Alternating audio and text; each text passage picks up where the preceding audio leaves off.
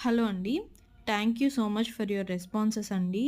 మనం channel start చేసిన తర్వాత ఒక 2, 3 మంత్స్ నుంచయితే మనకి బాగా ఆర్డర్స్ అయితే వస్తున్నాయి. Thank you for your support అండి.